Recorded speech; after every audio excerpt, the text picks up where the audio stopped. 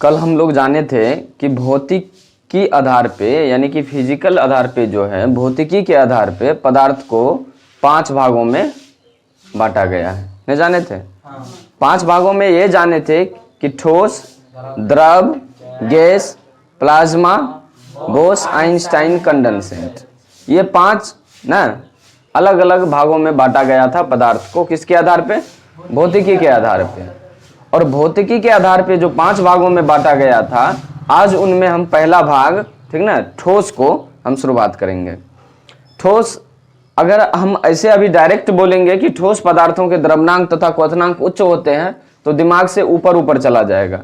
क्यों ऊपर ऊपर चला जाएगा? क्योंकि ना तो तुमको द्रव्यनांक मालूम है किसको कहते हैं, ना ही क्वथनांक मालूम है किसको कहते हैं। तो उन सभी चीजों की पहले परिभाषा हम लोग जान लेंगे। ठीक, पहले पदार्थों की प्रकृति के बारे में जान लेते हैं, फिर हम उसके वर्गीकरण के अलग अलग भागों में उसकी प्रकृति को सेट करेंगे। ठीक, उसके बाद हम कुछ परिभाषा को जानेंगे, फिर हम उनके पदार्थों के विभिन्न अवस्थाओं के गुणों को बताएंगे। तो चलते हैं पदार्थों की प्रकृति को बताते हैं। पदार्थों की प्रकृति का तात्पर्य है कि पदार्थ, देखो कोई भी, हम लोग जानते हैं कि जो वस्तु कोई भी पदार्थ जो क्या करती है, स्थान घेरती है ना, उसमें द्रव्यमान होता है। स्थान घेरती है माने आयतन होता है और उसमें द्रव्यमान होता है। कल ये भी जाने थे कि जो अवरोध उत्पन्न करता है दुनिया की वे सारी वस्तुएं क्या कहलाती है? पदार्थ कहलाती है। आज हम पदार्थों की प्रकृति के बारे में जानते हैं कि पदार्थ की प्रकृति क्या है। देखो, पहला प्रकृति में सबसे पहला पॉइंट है कि पदार्थ कणों का बना होता है। पदार्थ कणों का बना होता है। कोई भी पदार्थ है वो कणों का बना होता है। ठीक, कोई भी। अब दूसरा बात है, कणों का तो बना होता है लेकिन अत्यंत सूक्ष्म कणों का बना होता है, यानी महीन से महीन कणों का बना होता है। तो पदार्थ सूक्ष्म कणों का बना होता है। पहला क्या? पदार्थ कणों का बना होता है, तो पदार्थ सूक्ष्म कणों का बना होता है, महीन से महीन कणों का बना होता है। पदार्थ कणों का बना होता है, पदार्थ सूक्ष्म कणों का बना होता है।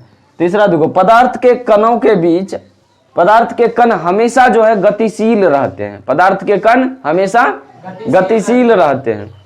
जो भी पदार्थ है, जितना भी है, सभी के पदार्थों के कण जो है हमेशा क्या रहते हैं? गतिशील रहते हैं। चौथा हम लोग जानते हैं कि पदार्थ के कणों के बीच जो है, पदार्थ के कण एक दूसरे को परस्पर आकर्षित किया हुआ रहता है, तब न जुटा हुआ रहता है। कोई भी पदार्थ, जैसे मानो ये मेरा मार्कर है ना, इस मार्कर का मानो एक दूसरे से जुड़ा हुआ है तब न ये बना हुआ है। हालांकि ये ठोस पदार्थ है, अगर ये अच्छा से जुड़ा हुआ है तो ठोस है, थोड़ा कमजोरी से जुड़ा हुआ है तो जानेंगे अलग भागों में। यहाँ क्या है कि पदार्थ के कणों के बीच जो है क्या पाया जाता है? आकर्षण बल पाया जाता है। पदार्थ के कण एक दूसरे को आकर्षित किए रहता है, ठीक ना। अगर नहीं किया रहता आकर्षित, ये इधर ये उधर सब भागों के बराबर, कभी कोई भी पदार्थ का निर्माण ही नहीं होता। निर्माण होता? ठोस पदार्थ का निर्माण हो पाता? नहीं हो पाता, अगर पदार्थ के कणों के बीच आकर्षण बल नहीं हो पाता। फिर देखो दूसरे भी पदार्थ होते हैं, जैसे कि हवा हम लोग मान लेते हैं, उनके कणों के बीच आकर्षण बल होता है लेकिन कमजोर आकर्षण बल होता है। द्रव पदार्थों के बीच आकर्षण बल होता है लेकिन ठोस के मुकाबले में, ठोस की अपेक्षा उसमें भी कमजोर होता है। ठीक, तो वहां से हम लोग अलग अलग करते हैं। तो चौथा लिखे हैं, पदार्थ के कणों के बीच क्या होता है? परस्पर आकर्षण बल होता है। 5वां लिखे हैं, पदार्थ के कणों के बीच खाली स्थान पाया जाता है। अब देखो, कोई भी पदार्थ हम लोग अगर लेते हैं, मान लेते हैं ये पदार्थ की कणों का मानो की दिया हुआ है, यहां से वहां कोई भी कण दिया हुआ है।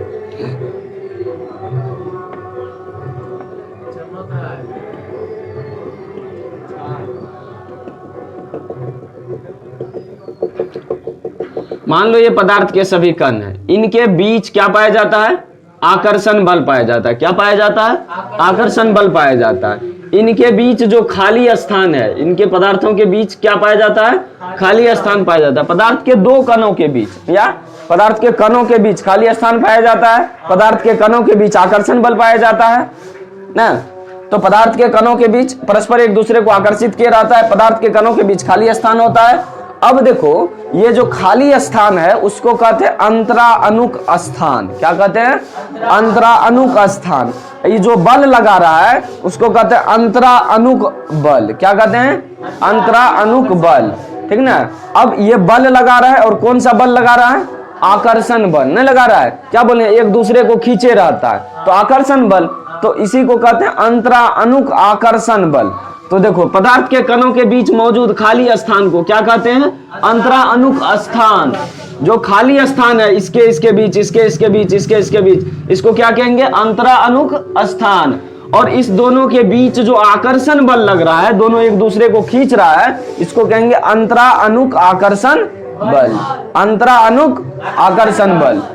तो पदार्थ के कणों के बीच क्या हो गया, पदार्थ के कणों के बीच खाली स्थान को अंतराअनुक स्थान, और पदार्थ के कणों के बीच लगने वाले बल को अंतराअनुक आकर्षण बल। खत्म। अब कुछ परिभाषा है, मात्र 2 परिभाषा आज लिखे हैं, हम धीरे धीरे करके सभी परिभाषा को जानेंगे, उसके बाद हम उनके गुण को जानेंगे, नहीं तो बिना परिभाषा का देंगे तो फिर दिक्कत हो जाएगा, समझने में फिर दिक्कत हो जाएगा। पहला लिखे हैं आयतन।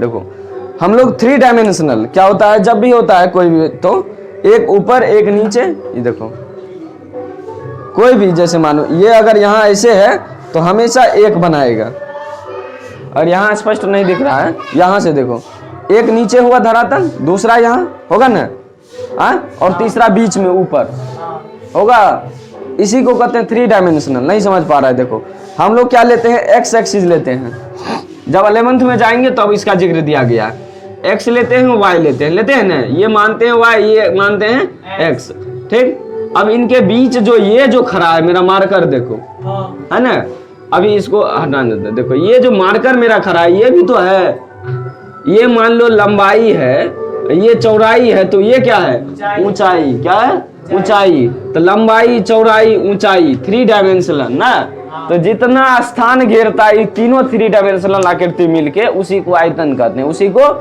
आयतन कहते हैं। कोई भी वस्तु जितना स्थान घेरती है, कोई भी वस्तु जितना स्थान घेरती है, कोई भी पदार्थ जितना स्थान घेरता है, उसे उस पदार्थ का आयतन कहते हैं। जैसे अभी मार्कर हम यहाँ से यहाँ तक रखे हैं, तो मार्कर इतना थोड़ा स्थान घेरा ना, इतना जो घेरा इस मार्कर के लिए वो क्या हो गया, आयतन हो गया, इस मार्कर के लिए वो आयतन हो गया।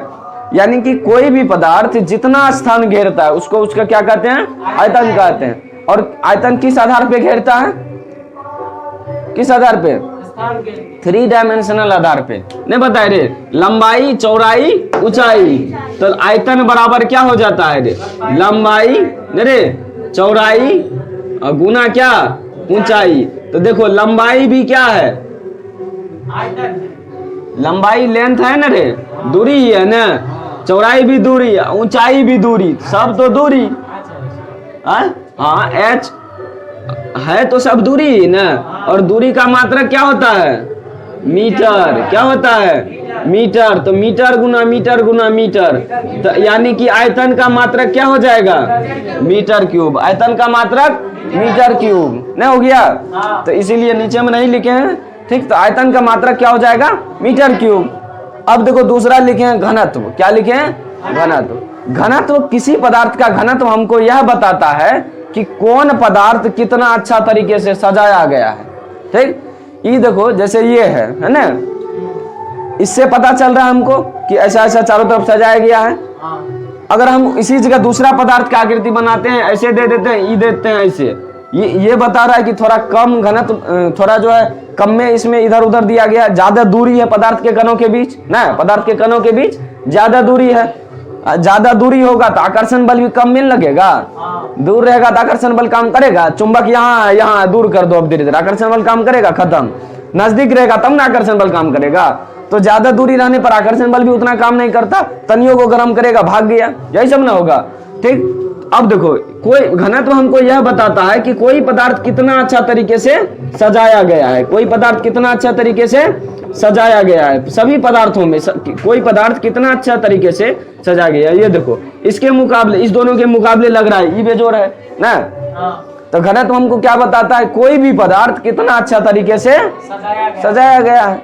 अब परिभाषा चलते हैं, ये तो नॉर्मल बात थी। अब परिभाषा में क्या है, देखो परिभाषा में है कि किसी पदार्थ के इकाई आयतन में, किसी पदार्थ के इकाई आयतन में निहित द्रव्यमान को उस पदार्थ का घनत्व कहते हैं, उस पदार्थ का घनत्व कहते हैं। फिर से किसी पदार्थ के देखो क्या है, किसी पदार्थ के इकाई आयतन में आयतन का परिभाषा हम लोग जाने, कोई भी पदार्थ जितना स्थान घेरे ना उसको आयतन कहते हैं। तो कोई भी पदार्थ जो है किसी भी पदार्थ के इकाई आयतन में, यानी कि इतना स्थान घेरा हुआ है, इससे हमको मतलब नहीं, इसका एकांक आयतन, क्या एकांक आयतन, यानी कि इकाई आयतन में जितना द्रव्यमान होगा। द्रव्यमान मतलब क्या रे, मात्रा। द्रव्यमान और भार में अंतर बताए ना। द्रव्यमान मतलब क्या, मात्रा ना, जितना मात्रा यहाँ पदार्थ के कणों की होगी वही क्या कहलाएगा रे, घनत्व कहलाएगा। क्या कहलाएगा, घनत्व कहलाएगा। परिभाषा फिर से एक बार सुनो, क्या है परिभाषा घनत्व का, कोई भी पदार्थ इकाई आयतन में, इकाई आयतन में, देखो कोई भी पदार्थ, ठीक ना, किसी भी पदार्थ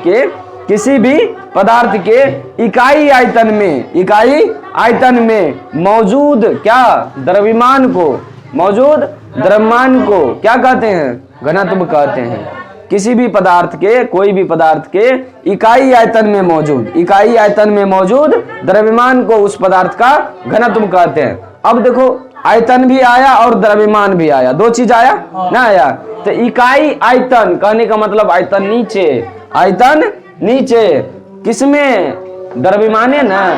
तो घनत्व बराबर क्या, द्रव्यमान बटे आयतन। इकाई आयतन चाहिए, अगर इकाई समय लेता था तो सेकंड के नीचे करते थे ना, सेकंड को नीचे, तो वही है घनत्व। घनत्व बराबर द्रव्यमान बटे आयतन, द्रव्यमान बटे आयतन। द्रव्यमान का मात्रक रे, संकेत क्या होता है, एम, मास होता है अंग्रेजी नहीं होता रे, और आयतन का रे वॉल्यूम ना, भी हो गया। तो एम और द्रव्यमान का क्या होता है ऐसा ही मात्रक, केजी। द्रव्यमान का ऐसा ही मात्रक केजी, वॉल्यूम का ऐसा ही मात्रक, अभी तुरंत उधर जाने, मीटर क्यूब ना, मीटर गुना मीटर, लंबाई गुना चौड़ाई गुना ऊंचाई, तो मीटर क्यूब हो गया। तो केजी बटे क्या, मीटर क्यूब। तो केजी प्रति मीटर क्यूब या केजी मीटर माइनस क्यूब नहीं हो जाएगा, केजी प्रति मीटर माइनस क्यूब हो जाएगा।